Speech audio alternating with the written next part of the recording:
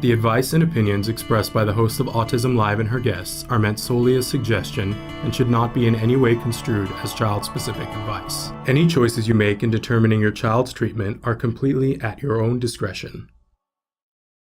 Dr. Doreen Granpeesheh is the Dr. Doreen is an expert in autism. Doreen Granpeesheh. Dr. Granpeesheh. Dr. Doreen Granpeesheh. Dr. Doreen Granpeesheh is a visionary in the field of autism. Now you can ask her questions on Ask Dr. Doreen.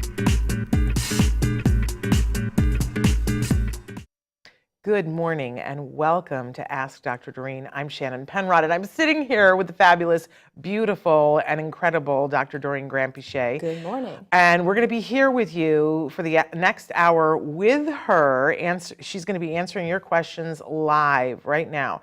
So we are live right now on Facebook, on YouTube, on Twitter, and about a dozen other sites.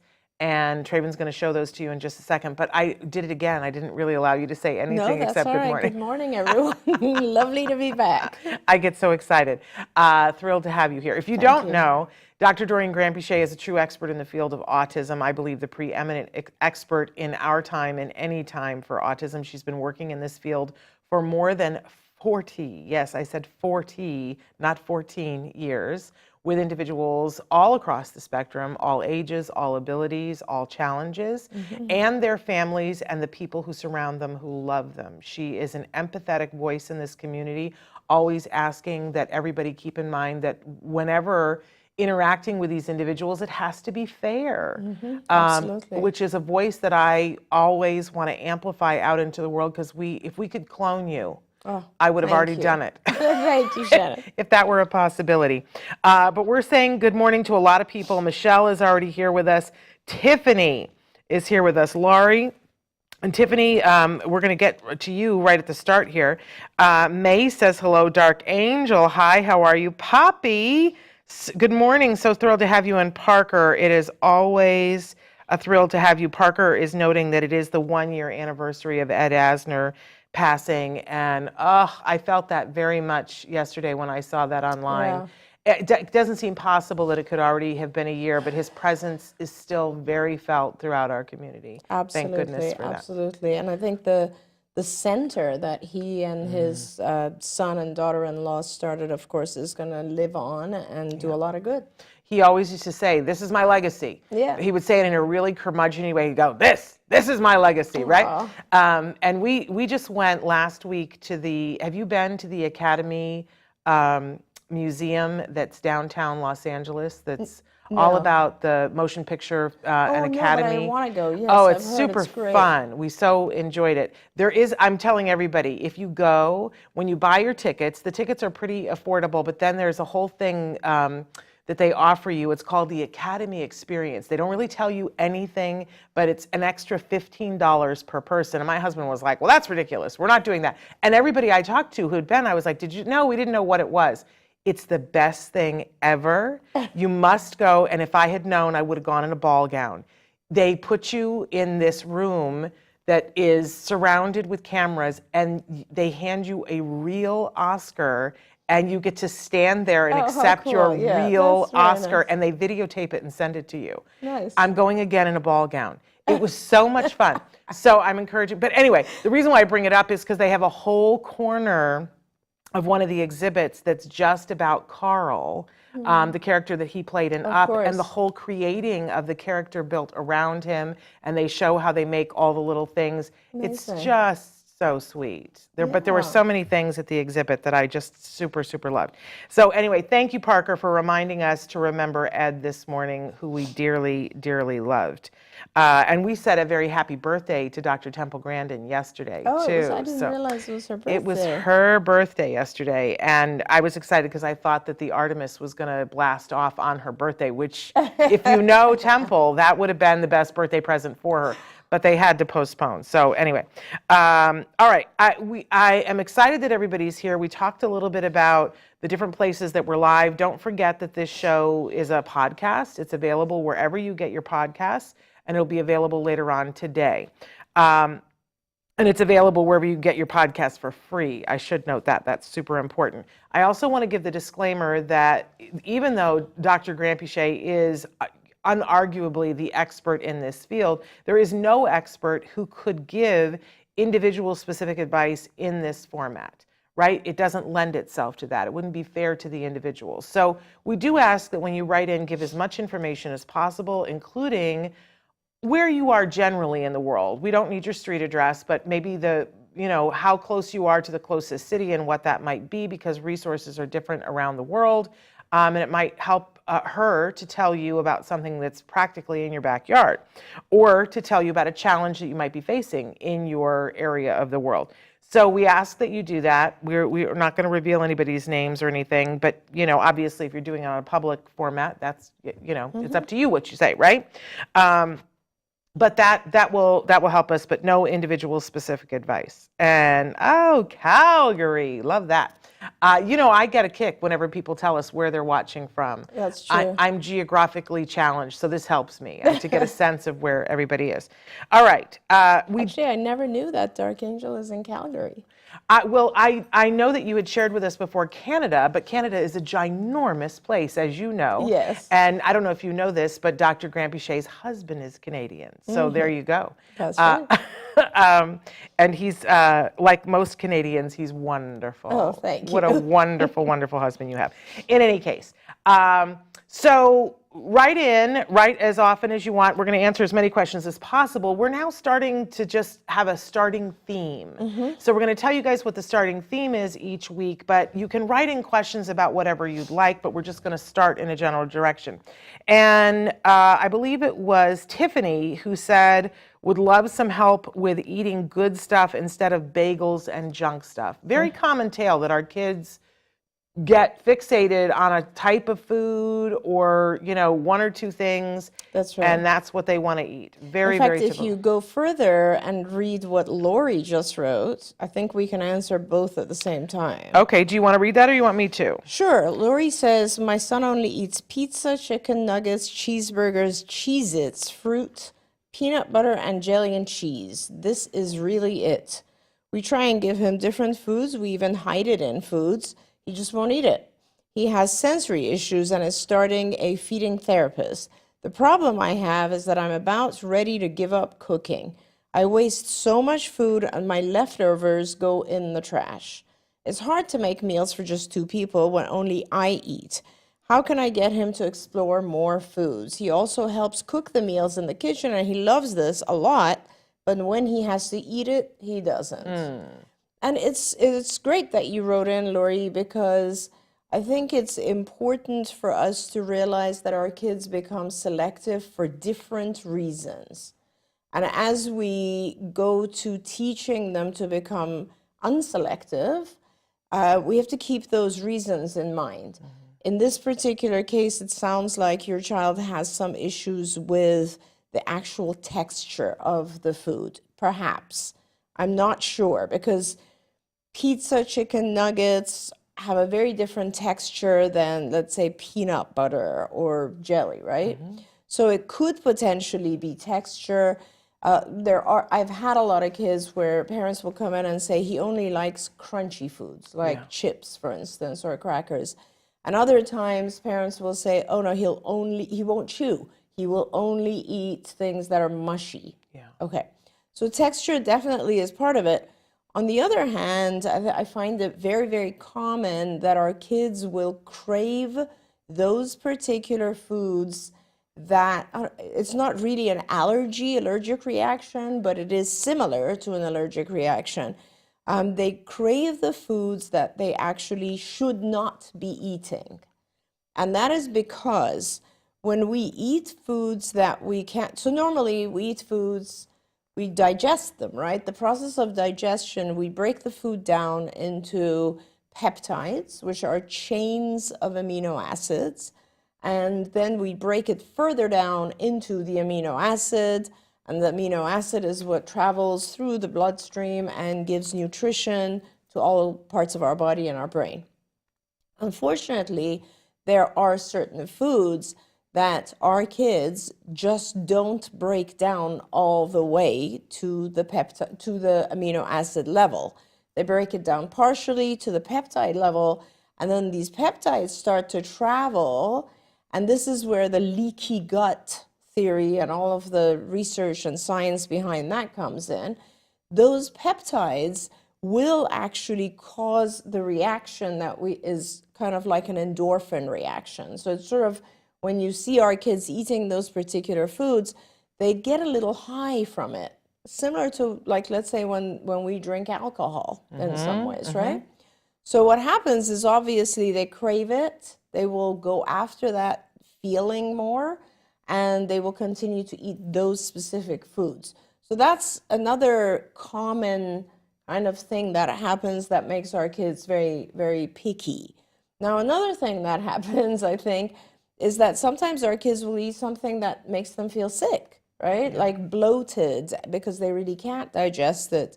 And in those cases, our kids will start to not only avoid that particular type of food, but everything that in some way they associate as being in the same category.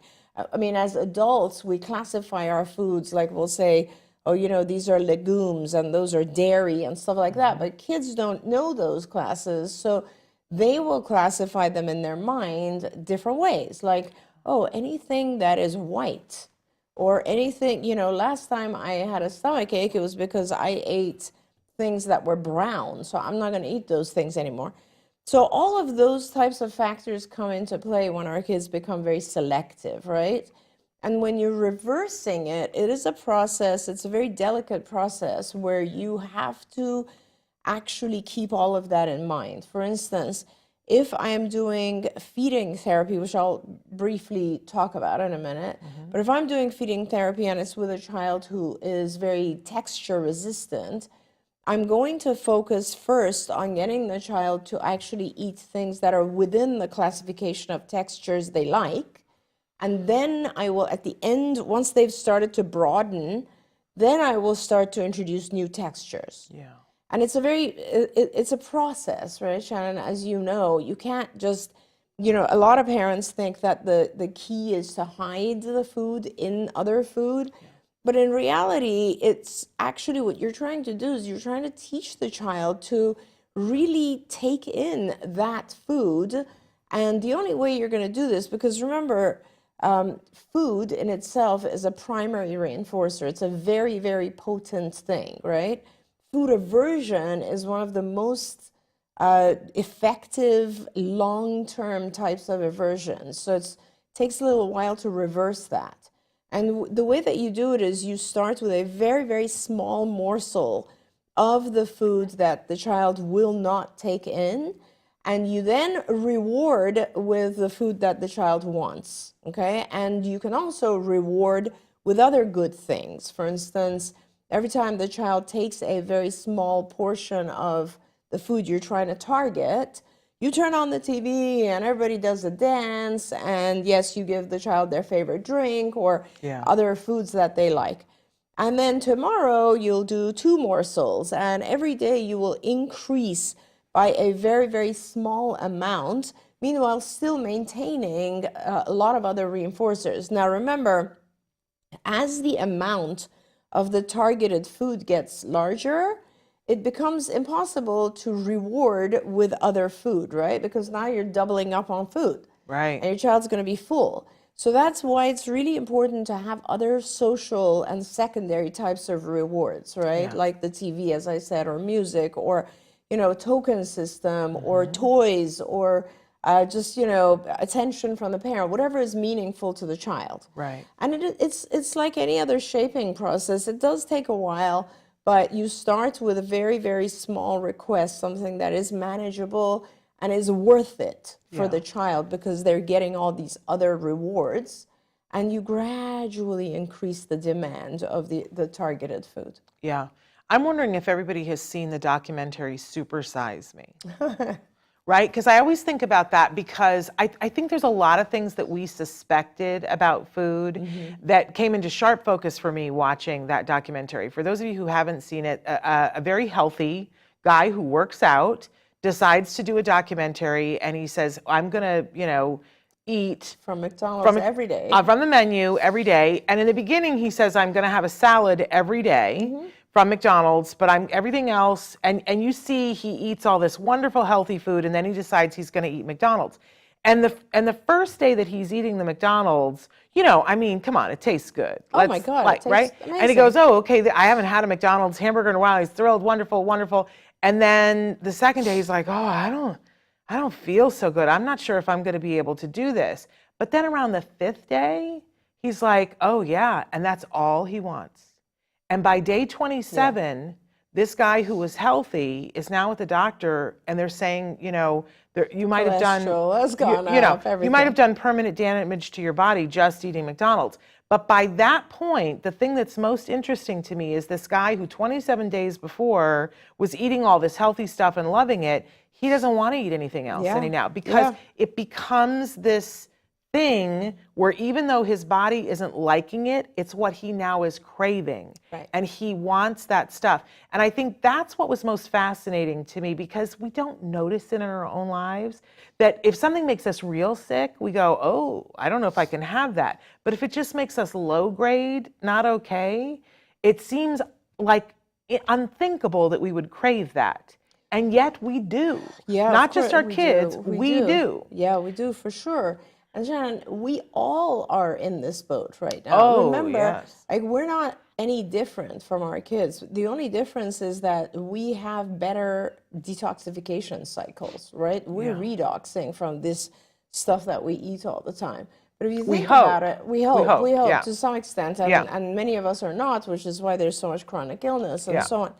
But if you think about it, really, we also are, we're taking in all kinds of sugars, preservatives, and these are the things that obviously our body you have sugar and it'll burn out fast and you'll crave sugar again. Yep. And it takes a while for your body to learn how to break down things that are not, immediate things like sugar, for instance. And it takes a while, right? So you have to train your body.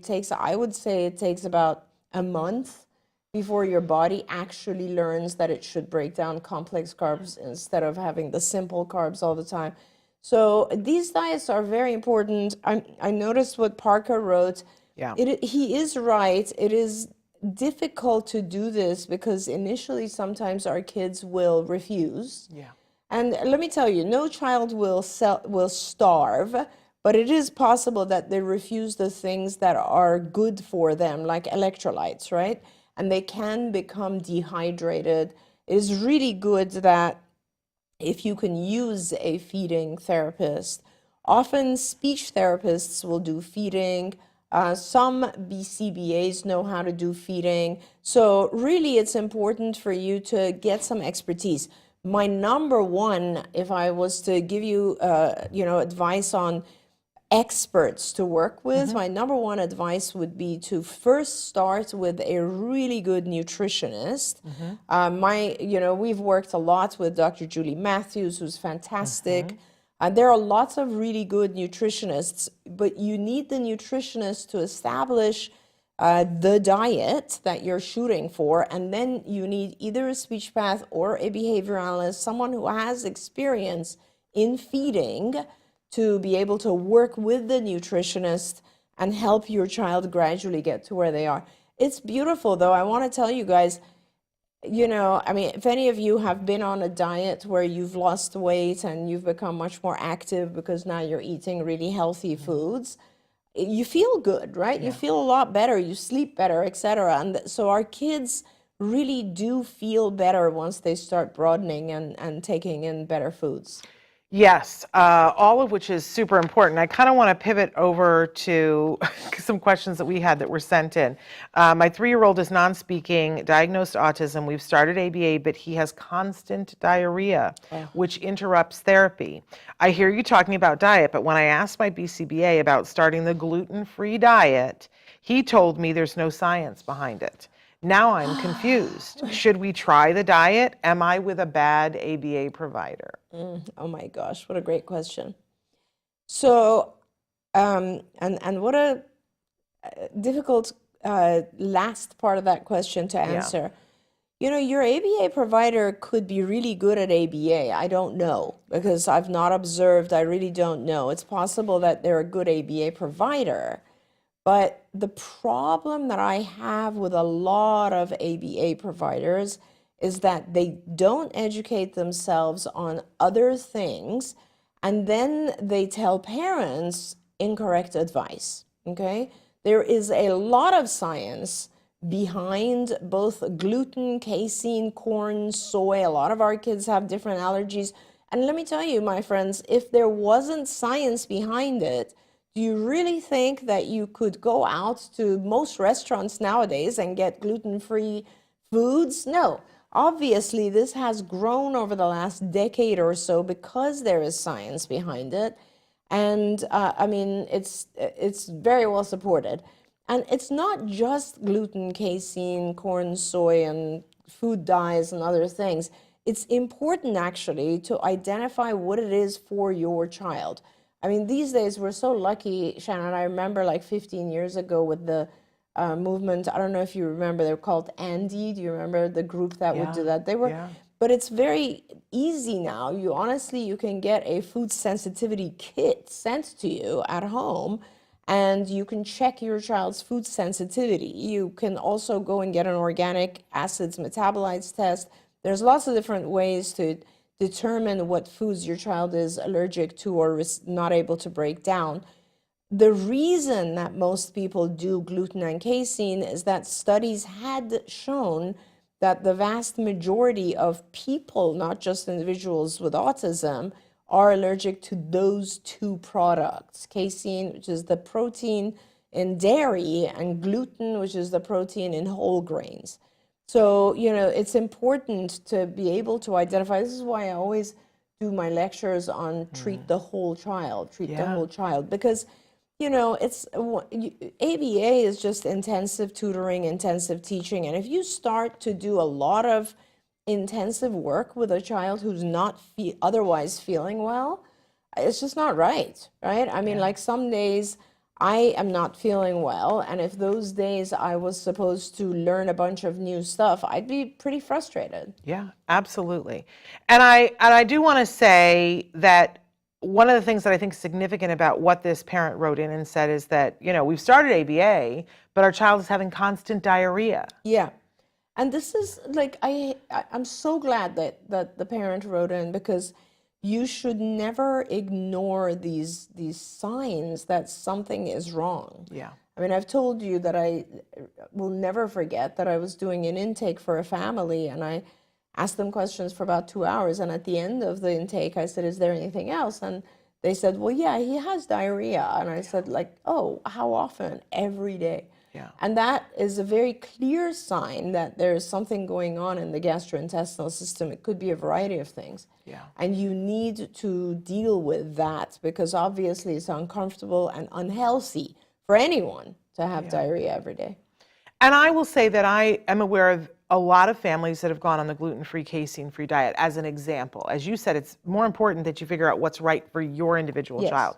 I will say that a lot of people jump to the gluten-free, casein-free one first because it's a little bit easier than some of the other diets, and because so many people have said that their child made improvement. But there are families that do the gluten-free, casein-free, and they don't see a bang for their buck, so to speak, for that. So it isn't a one-size-fits-all. But I know that for us, it made great sense because I have an allergy to wheat. And so when they explained the gluten thing, I was like, oh, well then perhaps this is the way to go. And I was allergic to milk as a child. I'm allergic to milk again. I don't like that. It's a terrible thing. But so it made sense. And for our child, he began to speak when we eliminated these things. He began to speak again. He had been speaking, stopped, and began to speak again. But here's the important thing. I think all the time about what would have happened if we had just started ABA without having done something, because he was a kid who had diarrhea. I don't think he would have gotten as much out of ABA because he would have been dealing with how he felt. He wouldn't have had the focus. He couldn't have learned the things he did. But on the other side, I meet families who are all about the biomedical, all about the diet, and they're like, I'm not doing ABA. And I'm like, I always say that for us, getting him healthy is what made it possible for him to benefit from the ABA. For sure. But the skills that he learned was from ABA. Yeah. He did not learn skills from a diet. Right. He did not grow his education and his language from a diet. It made it possible for him to learn. That's right. And it really is about, I mean, you have to really look at ABA as just being the modality to teach the things that the child has not learned, right? And depending on the age of the child, when you're able to finally stabilize medically, you're usually behind. And you need that ABA to try to catch your child up. And, by the way, I do want to say that if you decide to try a diet, I highly recommend that you eliminate one item at a time. A lot of times parents will just jump in and get rid of casein, gluten, corn, soy, everything, because that's what they've heard. And you'll never know which one it is, right? And it's important, and it makes it so much harder if you eliminate everything at the same time.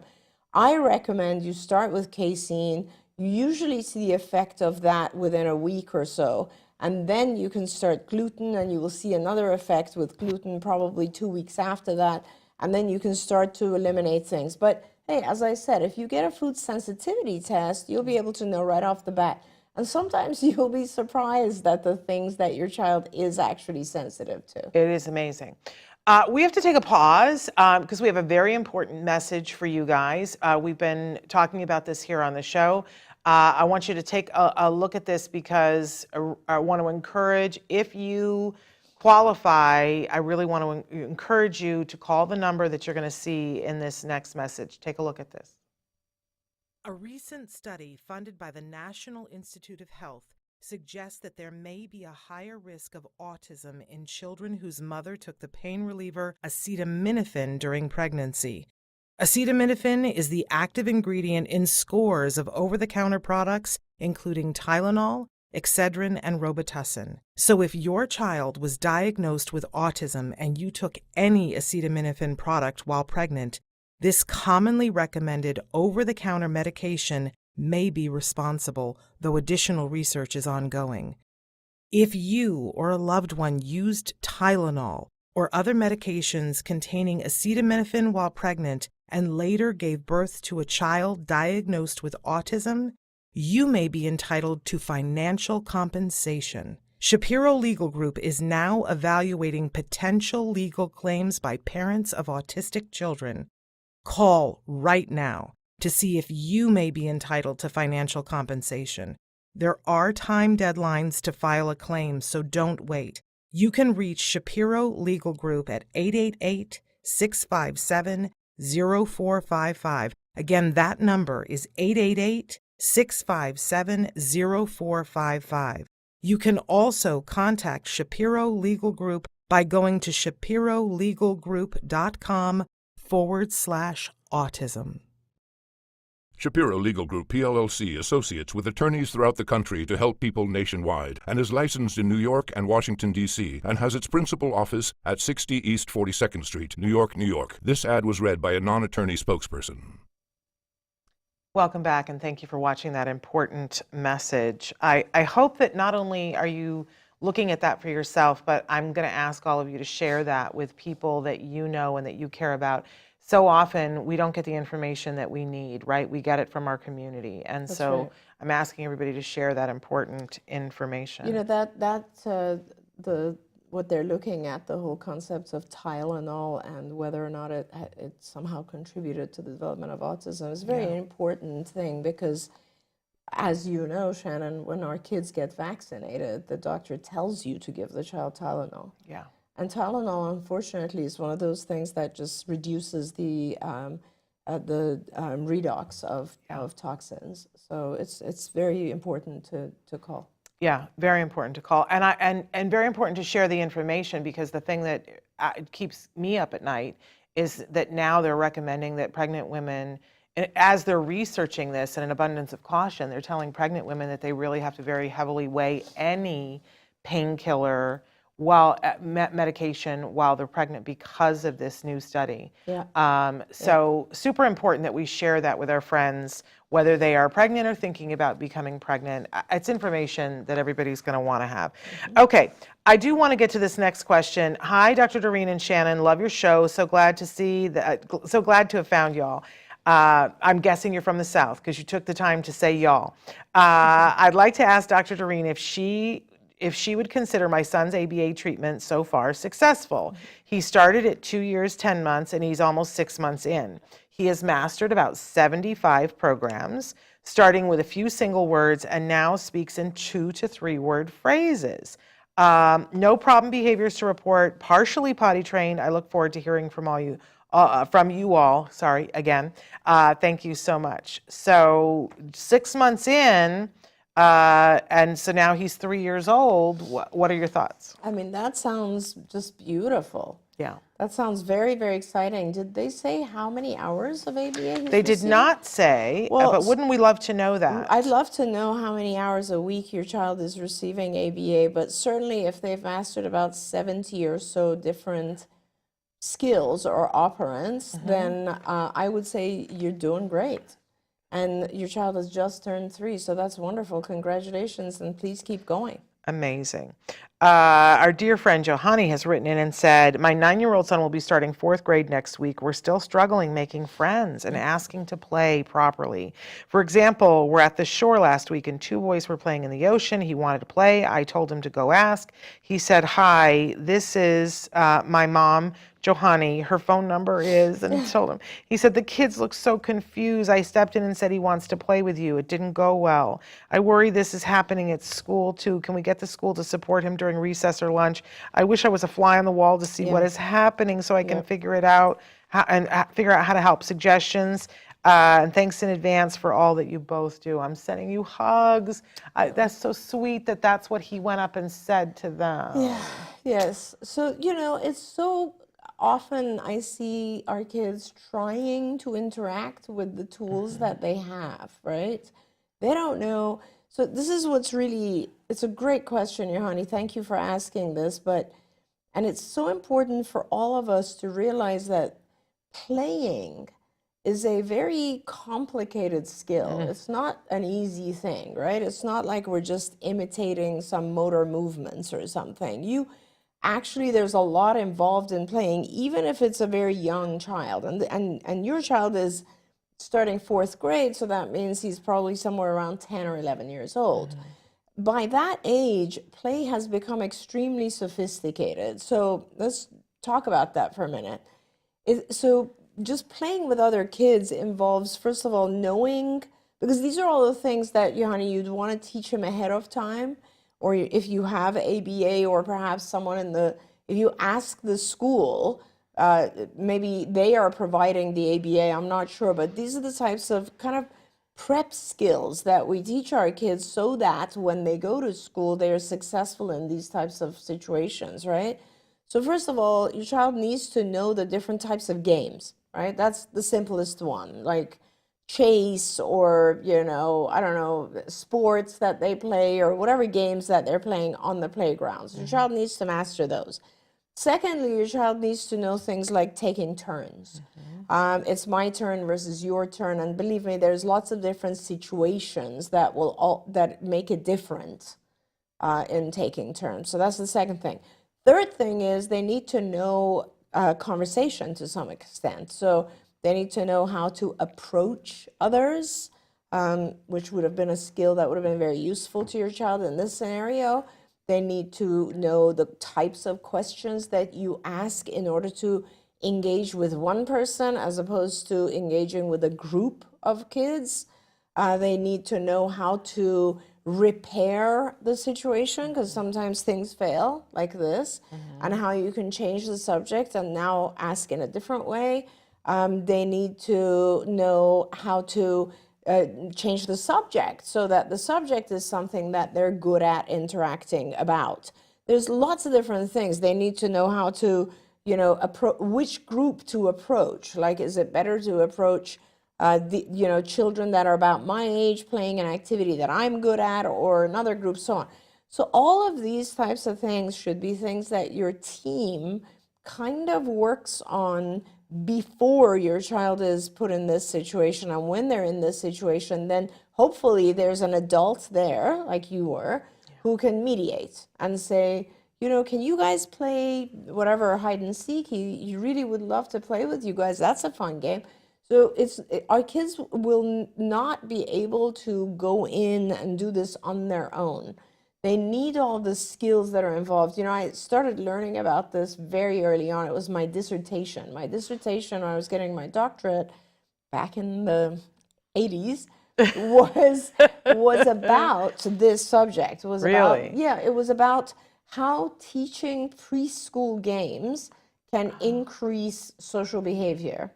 And it was really interesting. How did I not know this ever? Oh, you didn't know that? No, okay. I didn't know that. That's fascinating. Yeah.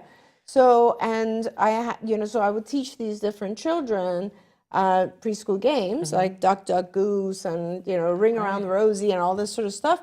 And then we would go to the schools and observe and see whether or not, first of all, it generalized, and secondly, whether or not it would increase their ability to interact. Yeah. And it was really interesting because the children, they reacted differently. If the child had social conversation, then this skill would really help them significantly. If they didn't have social conversation, it didn't matter if I taught them 10 games, it wouldn't be effective, because knowing the game didn't help them. They still stood out. They still didn't know how to ask. They still didn't know how to ask if they could play or initiate the game or that sort of thing. So it's important to have both aspects, the content as well as the social interaction skills. And Johanny, you know that we've written a ton of these types of kind of social interaction, social conversation lessons in skills, and also at the back of our book, the card book, so you can always look there and find lessons. Okay, I have two things I want to add to this. And first of all, as she said, skillsforautism.com. I want to say that we talked a little bit last week about, I did a parent-to-parent talk about getting an aid and about going back to school, both of those things. And in both of them, we talked about the playground. And you might want to go back and look, but I'm going to give you just the smallest thing, that IDEA has language in it that says that the school has to be giving your child an opportunity to, a floor of opportunity to access the curriculum to help them with their getting a job and lifelong skills, even if they're a kindergartner. Right. Which means that what they're doing on the playground is covered under IDEA. The way that you get an aid on the playground, during the playground, is that you put a goal into the IEP that can only be met on the playground. Right. So you write, you go into your IEP meeting and say, here are 3 goals that I've written that I would like to see him be on the playground, because we're seeing that this is an issue for him and it will affect him lifelong. And then they will start a process of looking at that, and it will force them to have to put someone who has eyes on it who can facilitate. So that's the shortcut to that. What we did when we did that, because I went in with skills. Skills will actually, if you see the lesson and you're like, I would like this lesson to be put in, there's a button that you can push that turns it into an IEP goal. Yep. And then it spits it out and you take it to the IEP meeting. And I did that. And they were like, oh, is that a problem? Yes. And they said, oh, well, then we should, before we can do anything, we have to have him evaluated by a recreational therapist. And I said, what is that? Is that a thing? Like, and it led to the most beautiful stuff, you guys. The recreational therapist came in, evaluated him. They saw that he needed recreational therapy. Yep. So the person would come and not only work with him, but would meet with the teacher and do a lesson for the whole class. The teacher loved it, the students loved it, the kids all play, because it's not just our kids. You have to teach the other little miscreants how to react to our kids, right? And they don't know how to, they haven't been taught manners. I'm sorry, I'm keeping it real here, but I love kids, right? And I used to be a teacher, but they have not been taught things. And so the recreational therapist taught all the kids, and they all played better on the playground. Of course. Win! So all of that was important. But I remember when you talk about all those lessons about joining a conversation and group, and like, I got to tell you, it's not sexy. And as parents, we go, like, I can't even. And when they're teaching it, it seems like, what are we doing here? But then the first day of junior high, when my son went to junior high, and after months of fighting with them, because the school did not want to send him to, even though he had been included in mainstream the entire time in grade school, they did not want him to do that for junior high. They wanted to put him into a special day class. Yep. And I came to you and I said, I don't know what to do. And you said you would kick me with one of your pointed shoes if I let them put him in a special day class. Yeah. And I said their biggest argument was he's not going to be able to handle the social game and he's going to be made fun of. And you said to me, he's earned the right to figure it out. Yep. And so I was like, I don't know if he's ready. And you said, I will kick you with my pointed shoe. And because we were friends, she doesn't threaten everybody with that, right? So my husband and I, nobody else does this, but we did this. We took him to junior high and walked onto the campus with him the first day. And there was a circle of people that were standing together, kids that were standing together. And I was like, you need to be over here. And my son dismissed me, walked up, kind of angled himself in to get into the group, listened to what they were saying, eventually pitched his voice up to add something, reacted to something that somebody was saying there, and then eventually said, hey guys, it was great seeing you, I gotta go, and left and went to another group and did the same thing in another group. And it was textbook. All of those little lessons, joining the conversation, repairing a conversation when somebody missed something, all of these things that I didn't think were sexy that he put all together on that day. I cried. I was walking out the gate and I was calling back to the office and saying, keep doing what you do because it works. Yeah. It was the master class in why do you need to learn all of those things. Yeah. So I just wanted to say that. What she said is brilliant. And it can be taught, but you have to, you fight for a goal. It's a lot. It is. Yeah. It is. It's just important. It's one of those things where people ask, Shannon, like, but he didn't get it. It's like we never want to blame the child, right? If you don't give the child the tools, all these different things, then I always give the example, if I was in China and I was expected to do some sort of, cultural routine or something that I had absolutely no idea how to do, I also would not be successful. Yeah. So it's important to learn all the subsections of this task. And she's using skills. You're so good. And they're working on all of these things, but they're a little bit hung up on can't repair the conversation.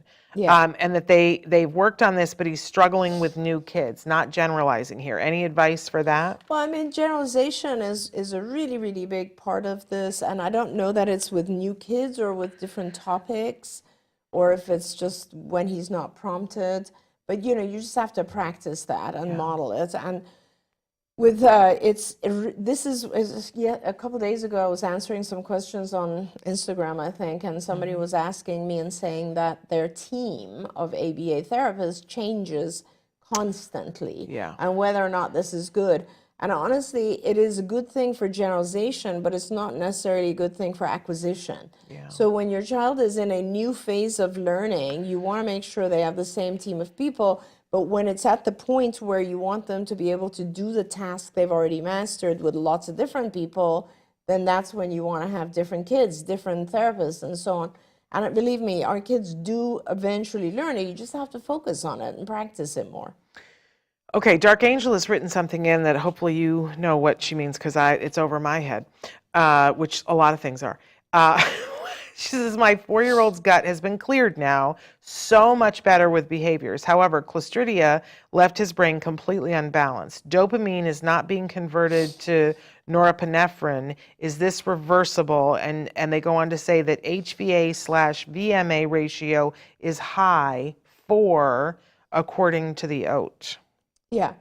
So you are basically discussing with us the results of your organic acid metabolites test. And yeah, I don't think that, how your neurotransmitters are converting and how your body is using them are affected.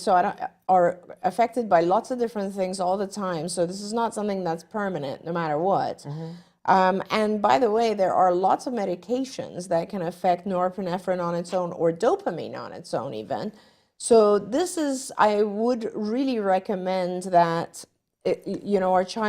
you're analyzing a blood test, and I would really recommend that you talk to a MedMaps doc, because I think it's a functional medicine doctor will be able to help you with diet, believe it or not, that will really help with how your child's body uses their neurotransmitters.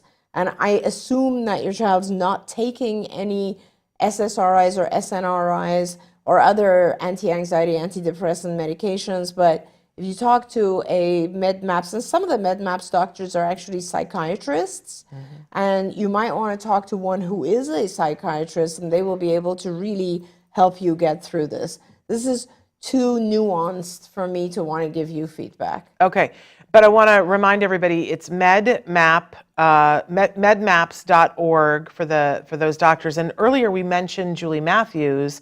Want to tell everybody that her website is nourishinghope.com. Right. Yeah. So if you're looking for them. And often, by the way, I mean, it doesn't even have to really be a MedMaps doctor. I myself use a doctor of functional medicine for myself, and she is not affiliated with autism per se. She doesn't have clients who are autistic, but when you do functional holistic medicine, they basically will take you through dietary and homeopathic and naturopathic types of medications, as well as use of Western medicine as well. But their goal is not to just deal with the symptoms. It's more to deal with the causation and to fix things so that the symptoms never occur. There we go. I'm saying hello to Michael in Philadelphia, and Christina has written into us and said, hello, Dr. Doreen. My son, who is almost 7, slaps and sometimes kicks my husband and I. Yeah. He only demonstrates this behavior at home. I am thinking the function of his behavior is negative attention seeking. Thank you for your help. Yeah, Christina. It could be negative attention seeking.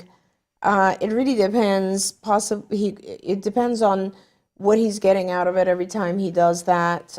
Is he just getting your attention, or perhaps he is doing that when a demand was placed and he's delaying the demand? It depends, right? Yeah. And this is when you would benefit from. I can suggest two things. If you have access to a BCBA, this would be a great time to get them in to come and do an observation and do an actual functional behavior assessment and give you a really good behavior intervention plan. That's what behavior analysts do, so that would be awesome. If you don't have access, we had on, I think it's on Skills, if you go on the Skills website, Skills for Autism, you'll see that there's a section called CIFA, which is the Card Indirect Functional Assessment, and you answer a bunch of questions, and then it will suggest like the likelihood of the function, as you said, being attention or being tangible or demand avoidance or escape or whatever it is. So that might as well help you a little bit as well, but having contact with the BCBA will help you know next steps. Once you've identified the function, it's important to then know how to manage it. Absolutely. I want to say, though, that when you go onto Skills, because I know we mentioned this the other day, there's Skills, which is this whole big tool, right? And there's a monthly cost for that. Within that, I think, I'm not 100% positive that they're still offering, but you should ask them tell them that you just want the BIP builder. If you get the BIP builder, then you have access to what you were just talking about, the CIFA, and being able to look at what the function of things are. You don't get the lesson portion of it. So just know the difference, because I know people were like, oh, it's, I don't need this whole thing. Some people do. A lot of people do. I love having the whole thing. That whole thing that I was talking about, that if you push the button, then you get the, not only the lesson, but you get the IEP benchmark. Oh my gosh. I have a friend who, that you also know, who spent a great deal of money getting ready for an IEP, hired an educational consultant, paid over $1,000, and they prepared lessons for her child. First, they had to evaluate her child, prepared lessons for her child, and then put together all this stuff for her to go to the IEP. And, I want to say it was like $1,300. And then the next time I was like, how about we do this instead? Yeah. How about if I just push some buttons on Skills for you and print the same thing out, and it'll take 10 minutes, and it'll be directly tied to your child who's already been assessed because she'd already answered the questions in Skills and did the same thing for 5 seconds on Skills. And I was like, yeah, I love Skills. It does help. Skills is an amazing thing. Okay. So, we had one more question about food. My child will only eat Burger King fries, and only if they are a certain level of hot. Oh, interesting. Don't even think about giving him McDonald's French fries or getting fries from Burger King and reheating them. Our entire lives run around being able to get him hot fries from Burger King. I don't know how it started, but how do I get us off this track? I'm afraid to not have him eat. Yeah. Don't be afraid. I mean, that's part of what happens, is that we become afraid of things, and things that we predict, which are not necessarily going to actually happen. But I think that you should, early part of this show, we talked about how to reintroduce foods. And the same thing occurs here, which is essentially you will give him a lukewarm fry and then a hot fry as a reward type thing. Yeah. But it's unique, I'll give you that. There's very few kids that react to temperature or are very specific about temperature, and that's what's causing him to be selective. And again, if you can find someone who's a specialist in feeding, you make progress in such small increments that it's very hard for parents, because honestly, you're just like, and especially if it's something that has to do with heat or the temperature of a food, it becomes pretty difficult to maintain the right temperature, right? But I would really suggest, and I don't know if this child eats other foods, I would just suggest that you not fear that he's just going to stop eating. Because often there are a lot of other things that we can offer our kids, and they might be resistant for one day, but the next day they will start eating other things. Yeah. Parker had mentioned earlier, he said, I eat a lot of foods, but I don't eat certain foods due to texture, smell, and looks. I don't eat salmon due to pink color. And you know what? Especially if you're not getting wild salmon, that's good. Like, you shouldn't be eating the stuff that has coloration stuff. I don't eat tuna fish, cabbage, or broccoli, for example, due to smell. I don't eat peas, corn, and a whole bunch of other things due to texture. Take it slow with medical help, maybe a nutritionist or therapist of some sort. I just want to say that, you know, I think we all have some level, like there's like, Oh, for sure. I love vegetables, and yet For I don't like sure. wax beans. It's I don't like how they amazing. squeak when you eat them. Now that's just like, random and crazy, right?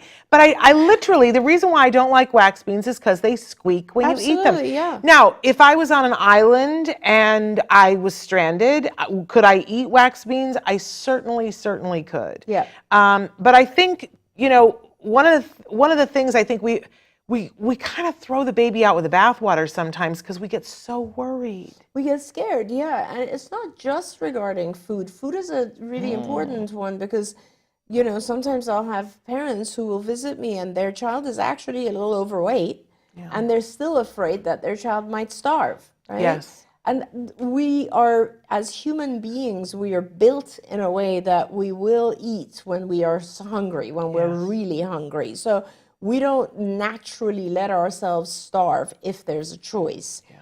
But, you know, I'm not saying you should let your child get to that point. I am saying don't be scared, because the child will realize after a while that I don't have my perfect choice. So perhaps I am willing to try this other thing at a smaller level if I get my perfect choice as a reward, you know? And these are important things. It does take a little time, but it's like everything else, guys. I just want to kind of reiterate, it's not just about food, it's about everything else. We panic when our kids object. Their way of objecting can sometimes be a huge tantrum that puts us into panic mode. And believe me, I've been there myself.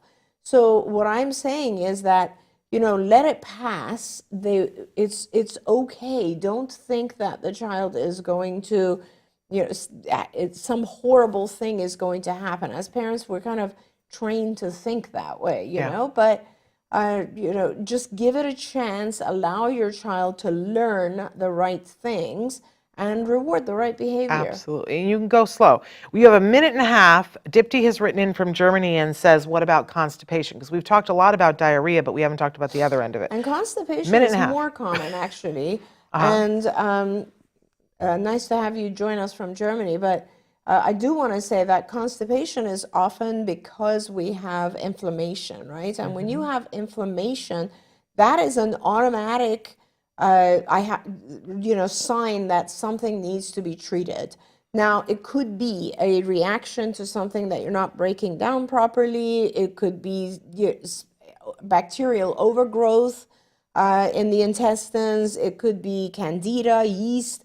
So, lots of different things can cause inflammation. But when you have inflammation, you know, there's air bubbles in the intestines and it becomes very difficult to have a good bowel movement. So a lot of times functional medicine doctors will do blood tests to figure out what it is. And sometimes they will give you antibiotics. If it's a bacterial overgrowth, they'll give you antifungal medications if it's fungus.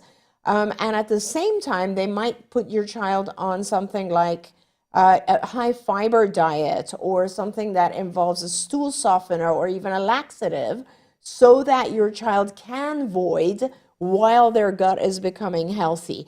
It is really important because when sometimes our kids have constipation for days and days, I mean, constipation really starts after day 3 and of not voiding.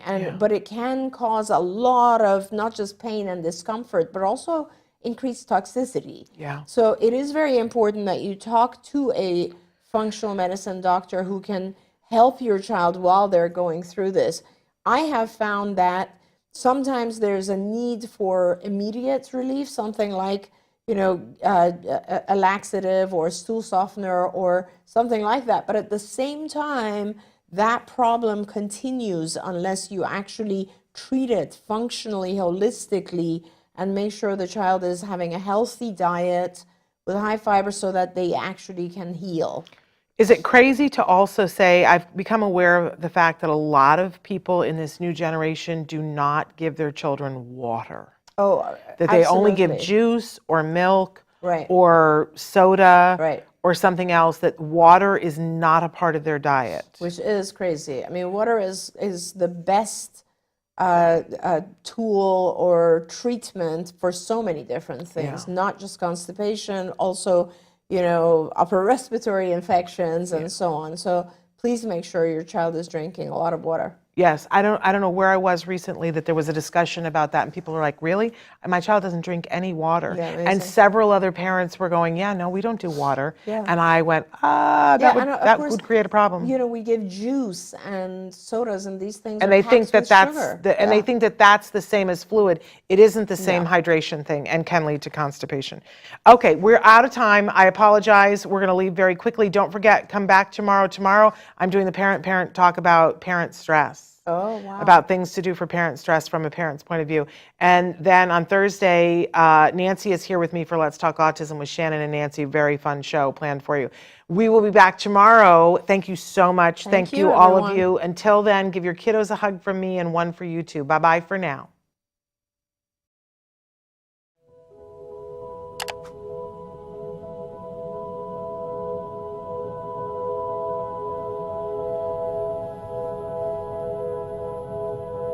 If you found anything helpful in this video, please give us a like. In fact, make sure that you smash that subscribe button on YouTube and give us a like on Facebook. You can also follow us on Twitter and on Instagram for important updates. And please download our free podcast wherever you get your podcasts. Thank you so much. See you next time.